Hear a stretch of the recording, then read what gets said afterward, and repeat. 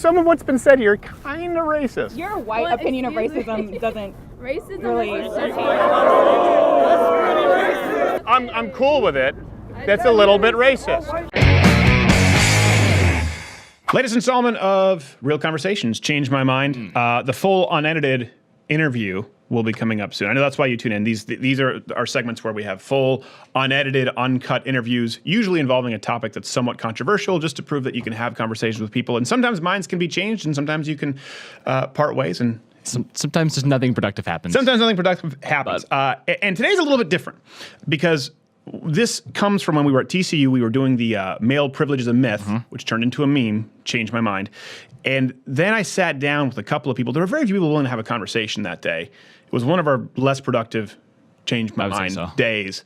They wanted to go to the white privilege thing. Yep. So we'll show you. Maybe they interpreted the sign as saying white male privilege. Yes, white male privilege. Yeah, that was their thing. And we'll show you that in a bit. And that's what actually spawned a conversation between a black gentleman and an Asian gentleman. They prefer Orientals. And they did not agree with the previous black girl who was talking about white male privilege and how I was not entitled to an opinion.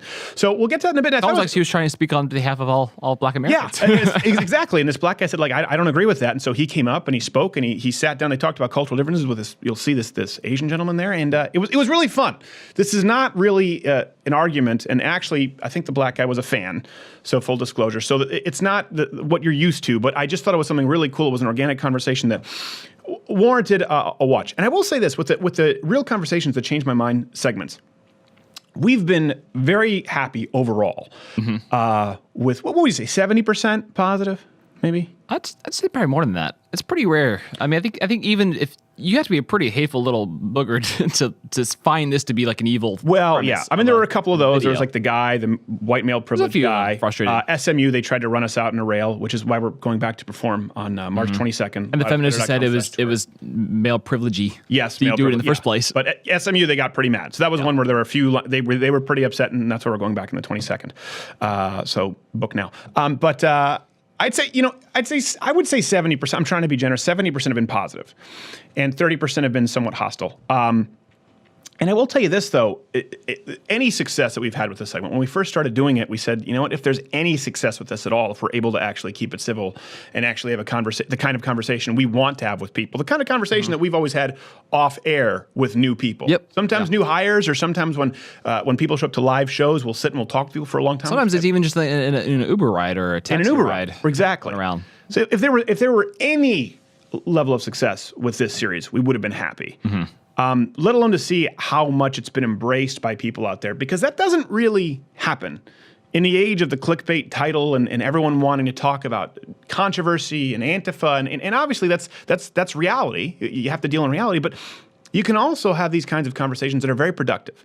There are two sides of that coin, and you don't really hear this other side. So we're pretty happy, I would say, overall. I mean, I would consider it something that we're probably really would consider most proud of here on this. Most proud of that, and we kind of fell into it. Yeah. It really wasn't a planned thing. It was like, let's just try this. And let's see, and we didn't expect much to come of it. Yeah. To the point where we get a lot of requests, probably more for this than anything else. Yeah, we have entire campus shows and tour shows that people want to have just for Change My Mind coming to their Just for Change My Mind, right, which is very different from the live show we're doing at SMU on the 22nd and then Illinois in March. But we will go to different campuses and do the Change My Mind segments going forward. So first off, let's show you this was supposed to be male privilege is a myth, and this lady decided to take it a different direction. 1, 2, 3. Jump with me, jump us with me, oh, with me, keep such fun. Jump with me. And what are your names? I'm Hannah. Hannah? Marilyn. Hannah and Marilyn. Jared, am I good if I? Okay, Hannah and Marilyn. So it's sort of become this neologism, this idea of male privilege, and I know we talk about it a lot on campus, and I've had some conversations with people on campus today. I don't agree with the premise, but I'm open to having my mind changed. Okay, Marilyn, go first. Well, male privilege is definitely a real thing. Okay. Our country country was built by white males and it was built for white males. That's why women and any minority don't have an equal chance of being in politics. That's why most of our politicians are white males instead of representative of the actual population. That's why gerrymandering exists. That's why redlining exists.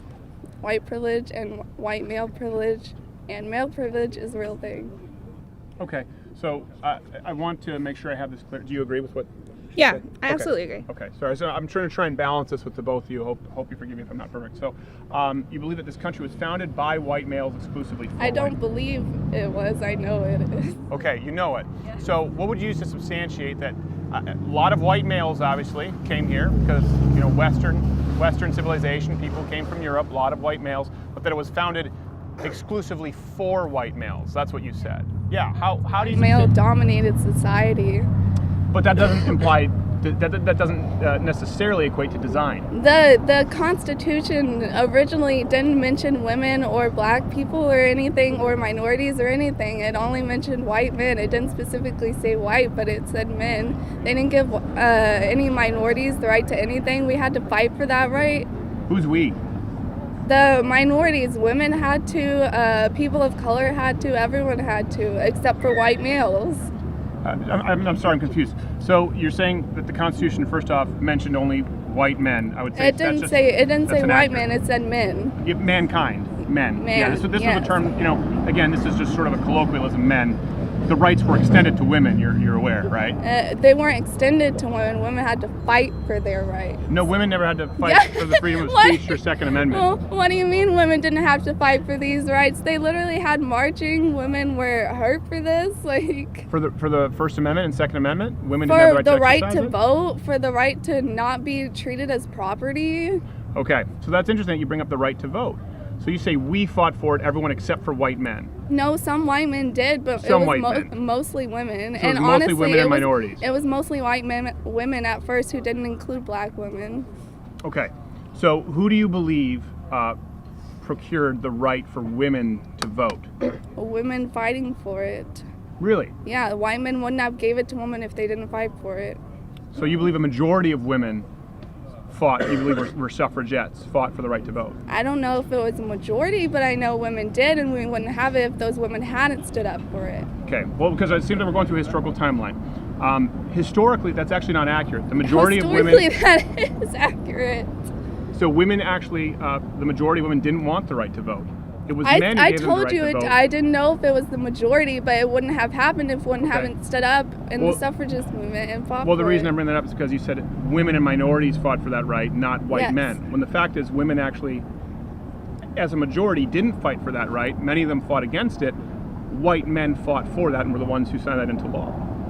Because of women, they wouldn't have signed it into law if women hadn't made them sign it into law. But they didn't. The majority of women didn't want it. That's my point. And the reason they didn't want it, by the way, we'll move on from this, was because of the fact that voting came with the draft, mandatory bucket duty responsibilities that were actually not bestowed upon women at that time, and they didn't want the right to vote because it would come with the same responsibilities. It's So women because- got the right to vote, but they didn't have to be a part of the draft or mandatory bucket duty, mandatory firefighting service. So historically, I'm just saying that's actually, it's not really accurate. It paints an inaccurate picture, I know which there I would were disagree. women, there was an anti-suffragist movement. I know conservative women didn't want the right to vote, but it's because of women that they were given the right to vote. And of course there's going to be people on each side, but there's going to be women who want to stay in the home, but the whole point of women fighting for it is so they have that choice to stay in the home or go out to vote, Sure. or go into the draft if they want to.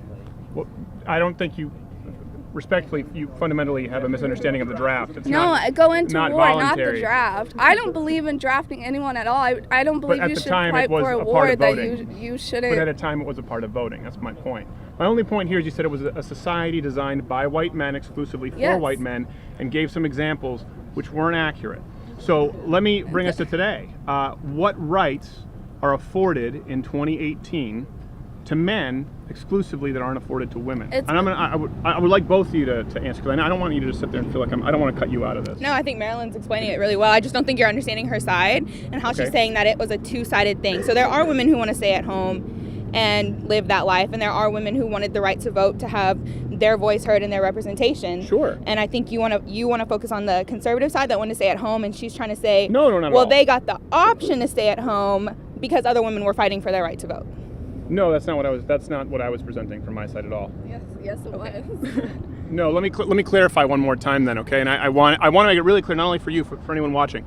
You said this was a society created by white men exclusively for white men. And women and minorities had to fight for these rights, and you use examples as voting, and white men didn't. What I am pointing out is that is inaccurate. White men did, most women didn't want it. So that's a false doesn't mean premise they that don't. paints a false it's a false baseline for today. Because if you say at one point, now I think women should have the right to vote. I'm very glad that we all do. Okay, we can agree on that. What I can't agree with is something that is historically inaccurate. So I'd like to find something we agree on today. What rights today in 2018 are afforded to men that are not afforded to women? I don't believe that there's systemic male privilege today. I'm not saying I could be wrong. I don't believe it though. And I would like to be convinced, or I'm certainly open to being convinced. I feel your male privilege is a myth. I feel like only white men have that male privilege, and that's what the focus should be on. Okay, so there's no black male privilege. No. Okay. We have some black men actually in the audience. Maybe they can come in afterwards. I would be interested to hear their perspective. So white male privilege. Yes. Okay. So what systemic white male privilege exists today? What rights are afforded, for example, to white males that are not afforded to black males, or to white males not afforded to black females? Let's divide everyone by race and gender at this point. In regards to like laws and things like that, obviously the laws aren't like, oh, white men get this privilege and blah blah blah blah. So in regards to like technical terms, it says like men. It's laid out by laws really equally. When it comes to the actual systems, there's tons of black men crowding jails for an eighth of weed, while white men have like weed parties and it's cool and that's their thing, but like black men are automatically arrested for it. So that goes into the whole like police brutality argument. But So can I ask you that? I've never heard of a weed party. you can ask one of them. Oh yeah, you can ask. You mean one of the white males? Probably. Yeah. No, I don't. It's okay.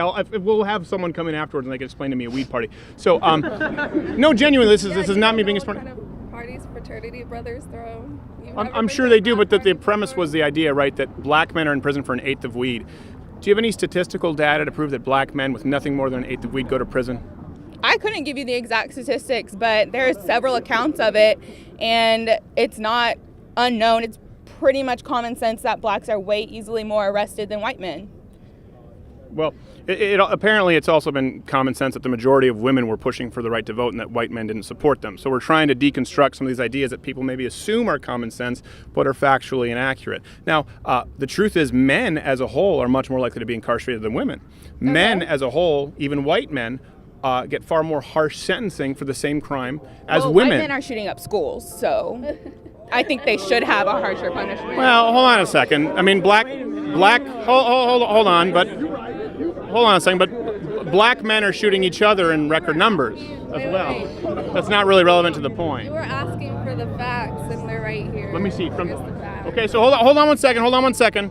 From the NAACP, you said for an eighth of. I want to make sure we're really clear here.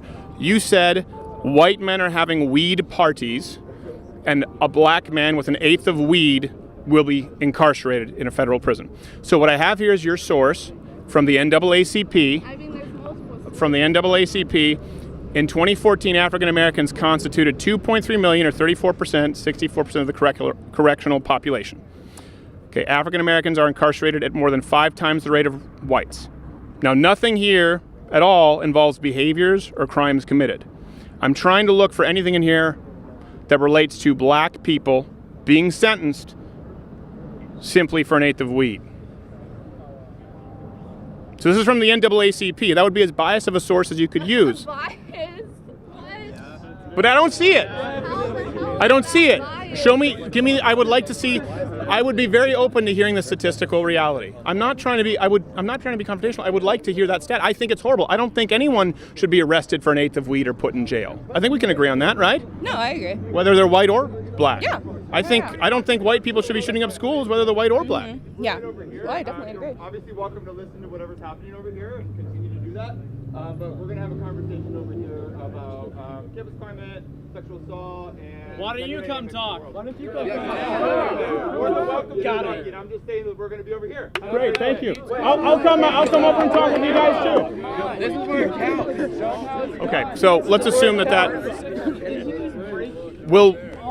And sorry, I hope you're still comfortable. I don't want to make anyone Yeah, uncomfortable. no, it's fine. I feel this has been respectful, and you've been very polite. So again, the systemic differences we're talking about, men, period, are more likely to be incarcerated than women. Yeah. Men are more likely to be physically assaulted than women. So we're getting into this. First off, this is data. But when we get into the anecdotal that, white men tend to have it better because they can walk around and have weed parties, that's not necessarily accurate. So particularly when we're discussing an issue as sensitive as race, gender, and systemic oppression or inequalities, don't you think it's really important that we get that correct and the premise correct before we go off and divide people by these subcategories? Yeah, but I think there's tons of statistics out there already. And even if you don't want to look up the statistics, it's not hard to see how many black men are in jail at larger rates than white men. Do black men commit crimes at a higher rate than men? Definitely not. That's No. just not true. No? No. No, so black men do not commit crimes at a higher rate than white males? No. Okay. Do you have statistics that would reflect that? I mean, I'm sure I could look them up, but it's definitely not true. It's because racism is built into the system. That's what the system is built against blacks, and that's what racism is. That's why there are more blacks in prison. Okay. Well, it seems like we've gotten away from male privilege, now we've gotten to black-white. But I'll go with that if you'd like to. And I don't disagree that there have been horrible instances of racism in this country, including, by the way, in Canada and, of course, in Europe, the British Empire. And by the way, I hope you understand I'm certainly not a slavery or racism apologist. I think that's bad. I think racism is bad. But you just mentioned that, someone else was just earlier was saying that I was okay with rape, which I'm not, simply because I believe there needs to be proof for rape. So I think racism is bad. If we can all agree that racism is bad, you say the systems are racist and set up. Okay. What systematic racism do we have today then in that case? The system is built against, so it all goes back to slavery. Colored people of color, sorry, have never been... Careful, colored people, it's people of color. One's racist, one's okay now. Yes, people of color is the correct term. People of color have never been given an equal opportunity. They've never been given the equal opportunity for jobs because after racism was abolished,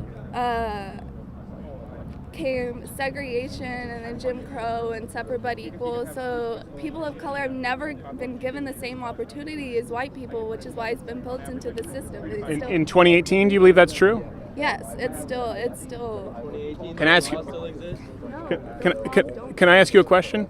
You're here at did you go to TCU? Yes. At TCU, do you know if there is any affirmative action, for example, grants exclusively given to people of African American heritage?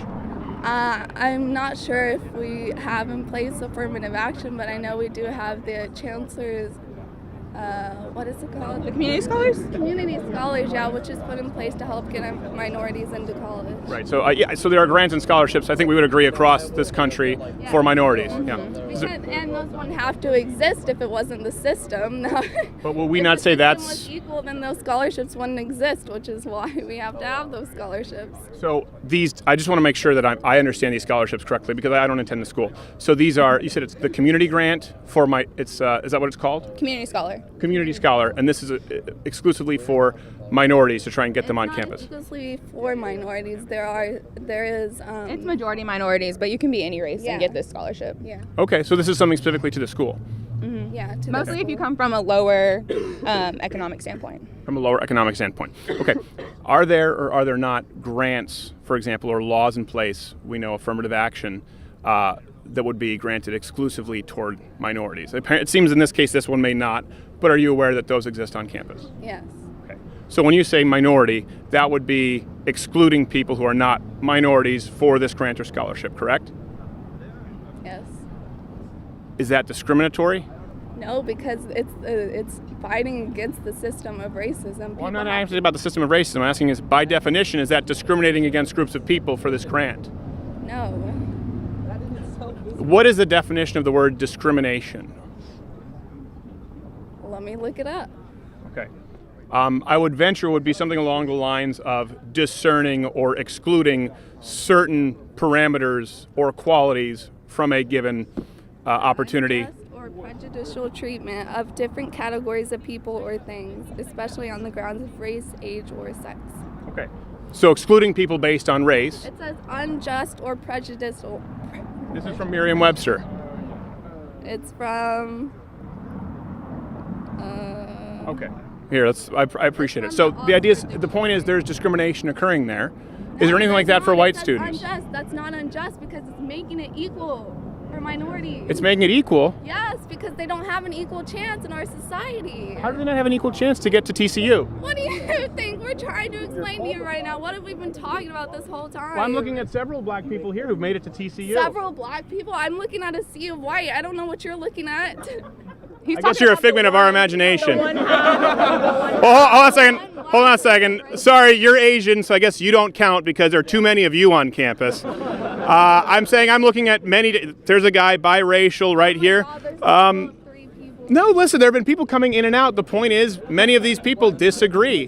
They believe they can get into to school. They don't believe there's systemic discrimination. More white people that can get in, so there's more white people. There are more white people in this area of town, and we've gotten away from male privilege. We talked about white privilege versus black privilege. Is not what we're talking about. Or people of color. Is people of color, is that the term you prefer? Sure. Well, I don't know. I know some people prefer black, some people prefer people of color. I would like to go back to the idea of male privilege. I still haven't heard a right afforded, or same thing with race. I still haven't heard a right afforded to someone who is a white male not afforded to, say, a black female. I think that's pivotal if we're going to talk about systemic discrimination. I'm sorry, my knee touched you. I apologize. I meant nothing by it. I just have wide legs.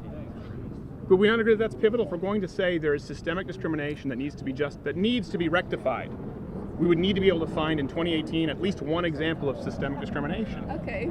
How many of our presidents have been white and male? The last one was black.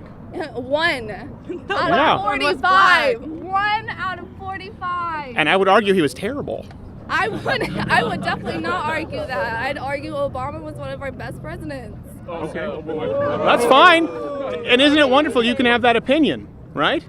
You can have that opinion and I can have my opinion, but wouldn't that be proof that there are no more barriers to entry if a black man made it to the highest office in the land? There's a study by,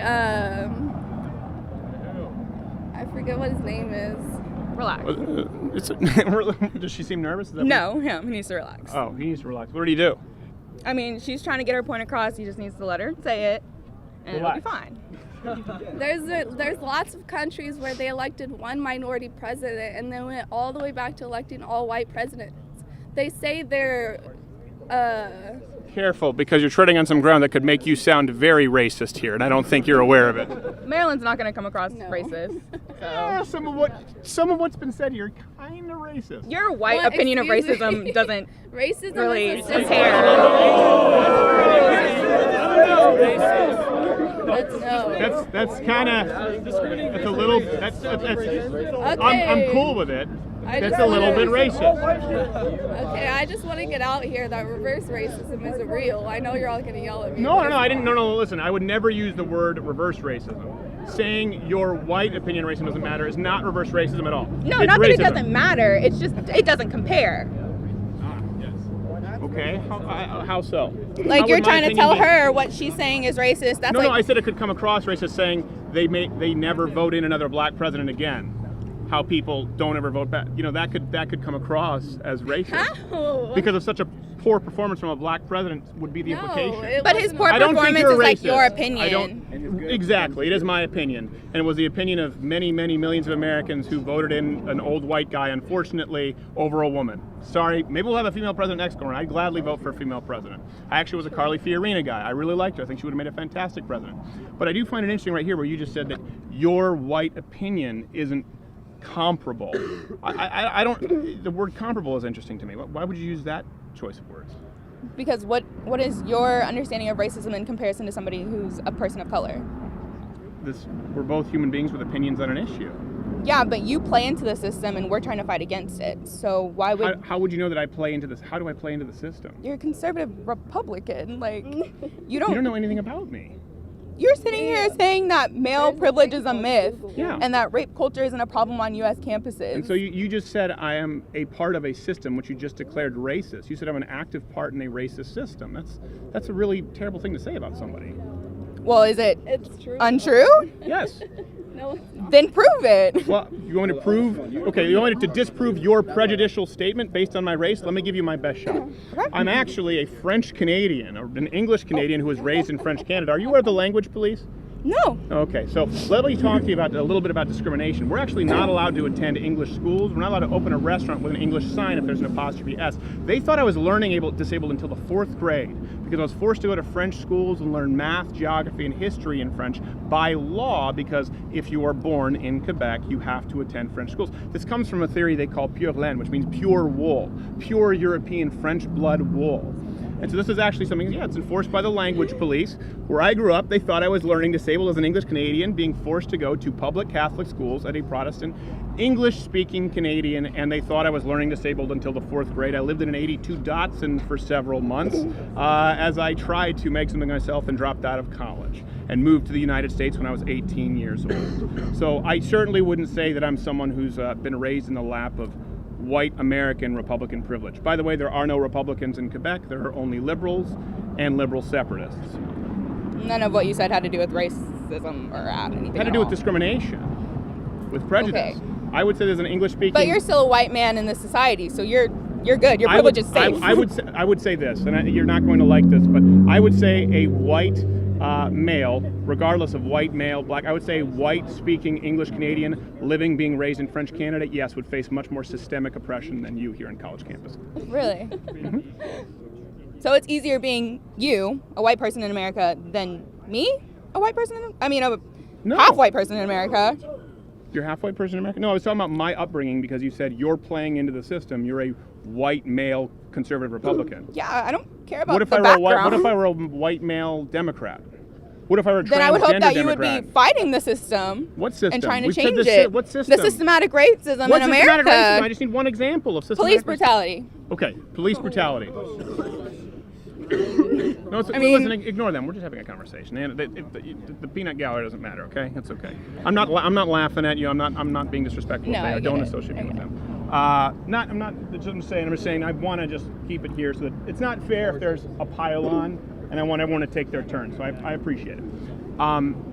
Police brutality. That's interesting. Again, with the sign is about male privilege, but you seem to really focus on the race issue. So let's talk about police brutality. How is that? So the example of the system that you say I play into here proactively in America, police brutality is an example of systemic discrimination, white male privilege. Yes. How so? Because black men are killed at traffic stops, black women included. I mean, there are unjust killings in jail that mysteriously, these men kill young black men and then walk free. Like, your life and your privilege is fine, but black people are dying. So you believe that it's okay, it's legal to kill an innocent black male and it's happening in record numbers Yes. because we're white? Not because you're white, but because the system is racist. What if I were to tell you that statistically that's untrue? Then I would want to know the statistic. Yeah, what if I would tell you that actually white males are more likely to be shot by police? Okay, why wasn't the Florida shooter shot dead then? Well, we're getting into the anecdotal. Okay. So statistically, empirical data would say that actually white males are more likely to be shot by the police. Okay. But I just completely disagree with that, and I don't know where your statistic is coming from. Okay. Well, I think we have some other people who would like to discuss, but Okay. if you disagree with the statistics, we have them up on the website. I think it's horrible if anyone is shot, an innocent person Yeah. shot by the police. No, I think we totally. use better training with a lot of police officers. De-escalation, Absolutely. I think that should be used with white or black people. Mm-hmm. But I think one thing, if I may, because sorry, did I step on your foot? No, you're fine. Oh, there's a walnut here. One thing, if I may, if the goal is to have a conversation, I really do want to have a conversation. I've tried to be respectful. Just as I'm sure you would probably be more defensive or less capable of having a civil dialogue with someone if they said, well, you can't possibly understand because you're a black woman, you don't know anything about this. I'm sure right away you might say, well, hold on, what do you mean by that? Coming into a conversation with someone where you don't have empirical data or evidence, I presented some, you've disagreed with some, you haven't presented much of your own, but saying that someone's opinion simply isn't comparable because they're a white male, A, is not a valid argument. I hope that's not one that's taught as okay in college, and it's also not something that's going to convert anyone to your way of thinking.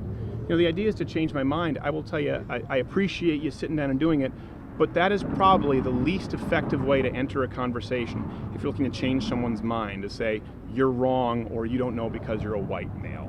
So I would hope that moving forward that maybe you might reconsider your tact, because you seem like you seem very much like a nice lady. I don't think you're aware of that, but it shuts down dialogue before it begins as opposed to encouraging it. She was, I think, I'm not going to say what she was trying to say, but I'm going to say I think what she was trying to say is you don't understand what it is like to be oppressed because you are a white male. Mm-hmm. White males are not oppressed. Yeah. Well, first off, I'd like her to explain her position. No, you don't I need to agree explain exactly it for with her. what Marilyn said. It seems a little like, what do we call it, white-splaining?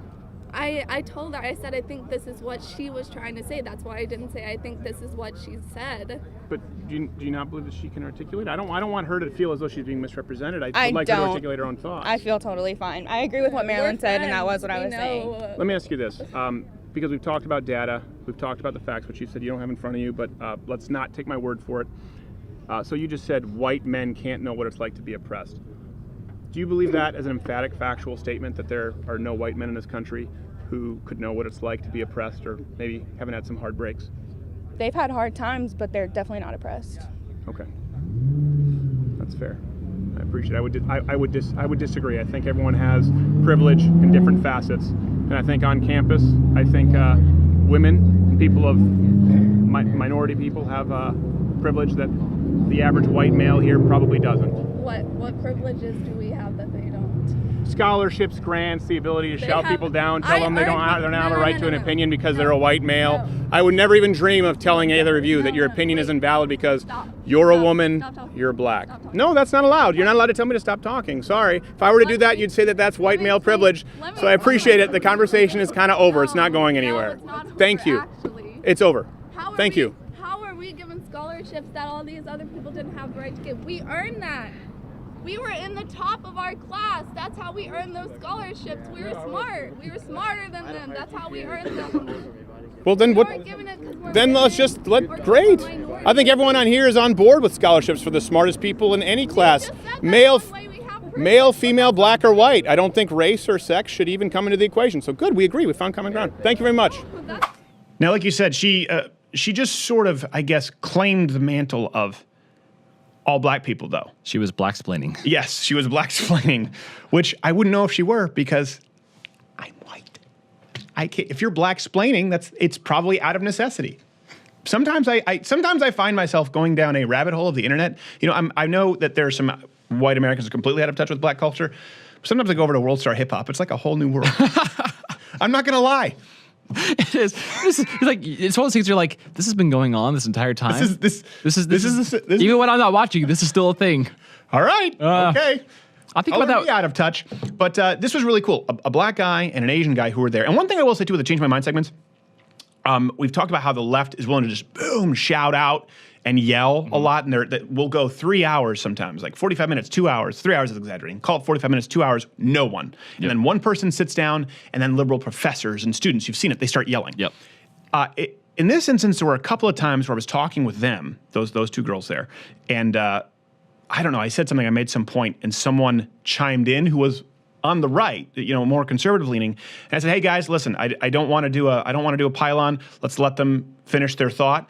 And you could, I don't know if we have a shot of the audience. You could see the audience, the conservatives going, and everyone got quiet. Yeah.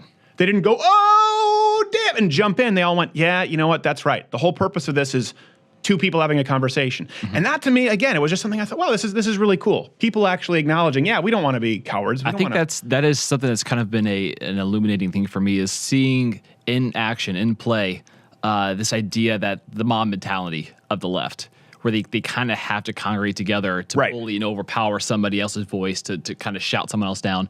Whereas conservatives, I think, tend to be more apt to just saying, hey, let's let it breathe. Let's just see what happens here. Yeah. Back off. Let's let these two people discuss our ideas because we believe in the ideas. We don't think we have to shout someone down Right. until they concede.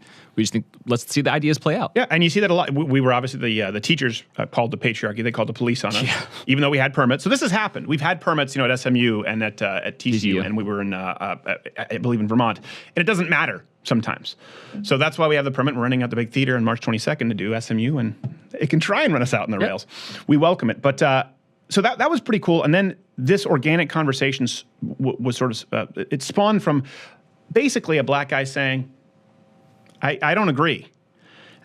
And okay, you want to come out and you want to talk about it? And then an Asian guy saying, like, actually, my family, they're first generation immigrants, and I don't agree with a lot of the stuff she said. I said, okay, do you want to come out? And then we were bridging the racial divide, like heroin. It brings people of all different colors and creeds together in its warm embrace. So enjoy this. I guess unpredictable. It was not something that we had an impromptu non-frontation change my mind with a black and an Oriental.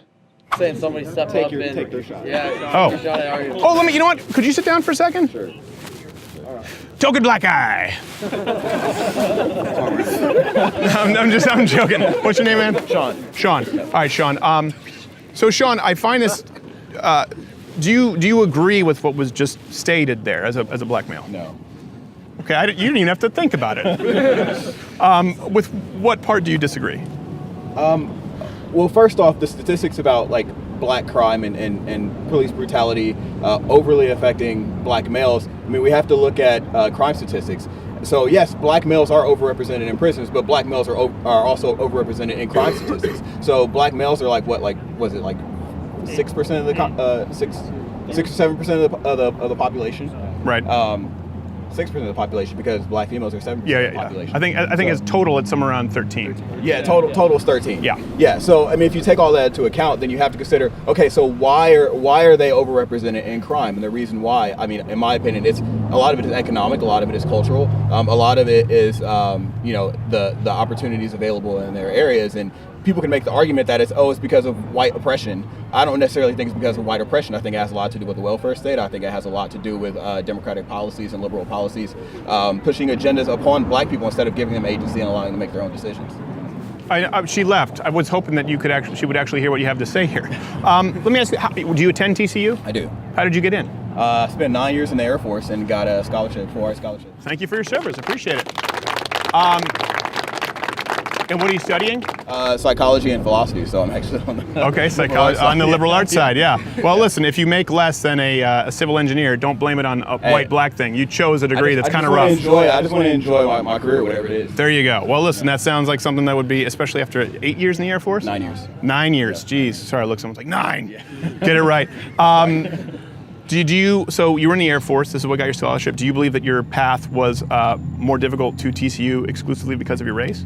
No, I don't think it's because of my race. I think it's because, I was raised by a single mother. My dad left when I was really young. Sorry. My mom had to work really hard to, just get me through school. I made really poor decisions early on in life, and the military was really the only way I could go. And honestly, I learned a lot in the military. I got a lot of, I learned responsibility. I learned taking responsibility for my own actions, and I learned agency and taking pride in myself. And hard. Yeah. How do you feel about? I'm not totally aware of the scholarship specifically to TCU, but I think everyone is well aware of, and we can agree that there are scholarships obviously afforded exclusively to minorities or women not afforded to, say, the white male. Yeah. How do you feel about that as a black man? Do you think that helps? No. Actually, we were just talking about this. Actually, I was. Well, the Asian, you can't talk with him. They're over. They'd be dominating every math and science department there is. So I just came from the Bay Area. Got to build a wall around their neighborhood just so we can keep some people getting degrees. For crying out loud. It's that Asian privilege. Yeah, I know. I just came from the Bay Area in Silicon Valley, and I mean, you see there, like, Asian prosperity is huge. Oh, yeah. They're doing really well, and like, good on them. And I think, like, honestly, if the black culture adopted a lot of those tenets of like Asian culture and like, hey, suck it up, like go out there and get it and do it yourself. And like, it was interesting, like a lot of rappers supported Trump, And they said the reason why is because they said, you know, that's what Trump is about. He's like, go out there and get it, make your money, do what you have to do to make your money. Right. And I think like that's, you know, people talk about that, but they don't really go out and do it. And like, there's not a lot of talk about different ways and diversifying your means of income. Yeah. There are a lot of opportunities out there if you just go out there and look for them and get it. And honestly, like people are willing to give black people opportunities. You know. Well, I'm sure. Here's the deal. I understand that there are racists out there, Oh, yeah, and I think it's kind of like a child who just misbehaves so often. You have to discipline them. You kind of see this with the left. Like if a child behaves well, okay, you don't have to correct them all the time. But when the left constantly just divides by race and by gender, then you have to bounce back and say, well, hold on a second. No, that's actually inaccurate. The truth is, it kind of bars us, it robs us of our ability to be empathetic to someone saying, yeah, you know what, I'm sure you get some tough breaks as a black guy, because we're constantly being told you can't understand and you've gotten everything because you're a white guy. I think it actually burns more bridges than it builds. Yeah, I agree wholeheartedly. Yeah. I mean, what do you think Asians think when they're saying you're too much? They're actually that, you know, they only allot a certain amount of Asians under certain programs. I'm sure you're aware of this. I punished 3 to 5 ACT points, you know, 0.5 GPA going into college. Like, I applied to USC. Me and my friend, and he's African American, I'm white. I'm Asian. We basically had the same exact demographics. You forgot? I'm white American. And I had a 32 and a 4.5, and he had a 27 and like a 3.8. He got it, and I didn't get in. And we had basically the exact same everything else, just because he was African American, I was Asian, and I got penalized because of my privilege, because I was overrepresented high academic scholarships. Yeah. Well, you know what? Actually, here, if you want to come up, no, you can stay here. Both. Let's get like a buddy cop film. Sorry. What was your name, sir? David. Sorry, my hands are freezing. Hold on, the lips aren't blue. You know, it's funny that you mentioned that about your ACT scores and how your friend who was African American got in and you didn't. This is one thing that I've always, and I'm glad we finally, we can bridge this racial divide. It's like the black and white cookie, Seinfeld. When you think about that, right, they start locking Asians out because you guys do very, very well academically. Yeah. What do you think that does to the relationship between Asian Americans and black Americans? That's always a concern of mine. I mean, the same thing with white Americans, but particularly, listen, I grew up in Canada, and I'm not gonna lie, a lot of Asians behind closed doors, little bit racist in Canada. I'm sure there's some of that here too. It seems like it would strain relationships, not really bring people together. Yeah, I know that because the Asian culture is very academics first, like academics it's like with the whole shaming your family kind of like concept you see with like white culture, right? Like white media, like they talk about why you not doctor yet, that comes like kind of like stuff, which is actually can be very true. So and I know the African American, especially in the inner cities, like academic excellence and achievement is very shunned upon, especially with like the gangs and stuff like that. Yeah. Like that creates a big divide, especially on like the income, like ethnic, like the top four ethnic groups in America, like the top earners are all Asians, Indians, like Japanese, Thai. Yeah. And the bottom tiers are African Americans and Hispanics. And I think it's just it's not because of the systematic racism in America. I think it's all culture. Well, he said his dad left. I'm really sorry about that. But the African American single motherhood rate during the civil rights movement was 13-15% depending on the city, whereas now it's upwards of 70-80% in the inner cities, and that's not because of racism from white people. That's because of the shift in culture in the inner cities. Let me ask you, do you agree with what he's saying there? Yeah, I do. Yeah, I mean, I think a lot of it has to do with the soft bigotry of low expectations. When you tell people that, you can't do anything in life because you have this overlord above you oppressing you, then what is you're not gonna have any optimism. You're not gonna have any aspirations to achieve anything in life. Right. Because you're like, what's the point? And I think that's told more to black males than it is black females, because there's a statistic that just came out that black females are actually the most educated minority group per capita in the United States. I did read that, yeah. Which is insane. You think about it, it's well, how are they oppressed if they're, having, Unfortunately, that statistic, if you dig into it, includes a lot of the gender studies and that kind of stuff in there. You're like, well, educated. Yeah. I mean, that's what does educated mean? Let me ask you this, because you mentioned sort of cultural differences. If I may ask a personal question, you don't have to answer it, but I appreciate your candor.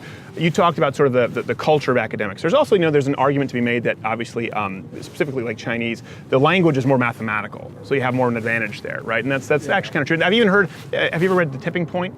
Where it talks about actually the difference in crops between like corn and rice, and how sensitive rice is and how meticulous you have to be when you're cultivating rice versus corn, which is kind of a yield anything crop. So there are cultural differences there that would place emphasis on mathematics, on sciences, but there is a very notable cultural difference, as you talked about, with families where fathers tend to stay in the household with Asian families. So let me ask this, given all the other cultural differences, and this is why I ask, I know you brought it up yourself that you were single mother household. Do you think that having a family structure like you had, having your father be there, would have been probably the biggest determining factor in giving you a leg up compared to everything else we've discussed? Yes. Yeah. Sure. Just having that kind of like that like stern kind of figure in your life, that that stability there. Right. I definitely think it would have helped because I didn't. And people talk about like there's no biological factor to gender, and that's absurd. Because having a man in the house has a completely different impression on children than otherwise. Because when my uncles would come over, I would kind of tighten up right away, like don't act out. Yeah. And I think most people that have fathers in the household, like that's their that's kind of the rock. I mean, most men or boys, when they get into puberty, like they're not really afraid of their mother anymore. I mean, I definitely wasn't. So yeah. I was. My mom was French Canadian. Canadian. Mom on the show. Yeah, she's French Canadian. She'd give me a swat if I needed Yeah. one. It's interesting. Earlier, you said something too. You were both sitting there and you were kind of laughing. You said something to the effect of, maybe you can correct me if I'm wrong. You said something like, "I'm black but people don't think I am once I speak." Yeah. What do you? It's interesting that you said that, and you were so. What do you mean by that? So I grew up in California, so speaking without ebonics, without slang, isn't abnormal there. But as soon as I was stationed in Louisiana for 6 years, and when I got to Louisiana, I would walk into any McDonald's or whatever, and immediately they'd be like, "You're not from around here, are you?" Yeah. And no, I'm not. No. Okay. Well, it's also because of Louisiana. Like you're from a yeah. socialist state. Yeah, that's probably what they smelled it on you. No, listen, it's not like all black guys in California. I mean, I lived in Inglewood for a while. Yeah. I mean, I I saw mean- Straight Outta Compton. I know what I'm talking about. Yeah. Right in there. I grew up in Richmond. Coach Carter. I don't know if you ever seen the movie. Yeah, Coach Carter. That's where I grew up. Yes. so, Okay. Yeah. Oh, okay. Yeah. Sure. So, well, it's just interesting that you say that. Do you feel as though, like you've talked about this, right, with Asians? Yeah. How there's you feel there are expectations and pressures. Yeah, I within mean- your family to be. Yeah, and I think throughout history, if you look back at Asian culture throughout the early ages, through China, it's like the family structure is so sound, and the whole fact that you have to prove you have to show your worth to your family. Yeah. Or you're disowned. You have to earn it. I mean, there's a reason why South Korea and Japan are the two highest suicide rates in the entire world. I knew it was Japan. I didn't know South Korea was. Korea's higher. South Korea. Really? We have one of the hardest high school curriculums, and there's a placement test that basically tells you where you go in life. And so the suicide rate after that test scores come out is so astronomically high compared to all the. I can imagine. So. Oh no, janitor! Exactly. And so it's just this they feel so they look light on the family it's just they are the. Well, first off, I don't think that's necessarily healthy. Okay, I'm not saying, but I am saying, but it is clearly, obviously, an indicator of cutthroat culture. academic pursuits and performance. I just find it interesting because he mentioned the pressures on them, and then you mentioned, I don't sound black. So you feel, whether you realize it to some varying degree, pressures to sound a certain way. So it's similar to the Asian pressures, but what are the pressures there? How are you expected to sound? And where would you see those external pressures come from? It's honestly, I got it from growing up, especially, and like I said, I didn't do that well early on in life in Right. school, and a lot of that was because of the pressures. It was like, you'd better not be a nerd. If you're a nerd, you're getting beat up. Right. That's just the way it is. Right. So you can't like things that aren't stereotypical for the culture. So if you like country music, I don't necessarily like country music, but if Okay. I were to like country music, that would be a problem. I'm gonna say it's okay. There aren't any other black guys around. You can walk home safely tonight on campus. That guy said he likes the Zach Brown band. Get him. So yeah, things like that, or after school activities, things like that. If you stick around after school, you're not cool anymore. Right. And it's more cool to cut class and get with girls and that's Well, and let me ask you this: would you say that these pressures you talked about within your families, within your society, would you say that shaped your behavior as a young person more than, say, I don't know, Bernie Sanders' recent vote in the Senate floor? yes. Yeah. You grow up mimicking your parents are your biggest role models in life. I mean, I would hope for most people you would, if your parents are successful or they at least show that they're successful, that's something you want to imitate. And if you don't have a family structure that supports you and shows you what's right or wrong, you're going to grow up doing what you think is right or wrong. Right. And without that development, your right or wrong is going to be all about you. Right. And you're going to be so egotistically self-centered, you're going to be only thinking about yourself. That's when crime happens. That's when you murders. That's when people that they feel like, or they're oppressed because, you know, it's just everything's against them, or it's in fact it's just them. It is. That's one thing we've noticed in speaking with the more leftist students, who I appreciate that they came forward. But is this sort of, what is this? He's raising his. Oh, that's okay. He can take a picture of me. I don't care. I don't have to charge him for it. You know, these pressures, and people seem to confuse that because that's sort of anecdotal, but it's anecdotal in the sense that it's anecdotal within, like you're saying, the prism of your race. There are certain pressures that come with being a black person, with a certain culture, as an Asian person, and they seem to conflate that with systemic discrimination. One constant we've noticed today is not a single person could list us an actual right, an actual systemic form of oppression, and so they go to the anecdotal. And it's funny, that's one thing I would readily acknowledge. If you were to say, for example, hey, you know what, one thing you don't really know as a white guy, I'll tell you, is being raised as a black kid in an area of California in a single mother household. You know, it was hard for me if I wanted to study, or did he, because I would have been made fun of. That's just not, or if you were to say, hey man, one thing you don't really understand as a white guy is, you know, my mom locked me in a closet and beat the shit out of me with reeds if I didn't, you know, do my math homework. I would say, oh, wow, that's interesting. Let's have a discussion. But instead, it's just you can't possibly understand because of a system, and you're playing into a systemic form of oppression. I will tell you this, really, we don't have those kinds of pressures as white people. I think we'd all readily acknowledge that. We don't have certain expectations of us as white people, except, ironically enough, the one sort of consistent pressurized ecosystem right now for white people is a pressure to feel guilty. And that's what we've had today. Everyone who's come up has tried to tell me to feel guilty for being a white male, to feel guilty for a rape that may or may not have occurred with no proof, to feel guilty because someone was sitting here who was a black female. That's the pressure we get, and that's not healthy because it just creates resentment. So I'd say if you do want to debate about anything, I will say if there is a white privilege, that is the white privilege, that you aren't dictated to based on your race. Yeah. With the Enlightenment, you got individuality. You can be yourself. You can be whoever you want to be. And people can judge you for it, but, you know, like it's no big deal. Like, it's okay to be whoever you want to be. Right. And I don't think that's the case for a lot of minority groups. I think that's true, and I think that would be an interesting conversation to have. And I think we just kind of had it. But like the only system of oppression now is guilt.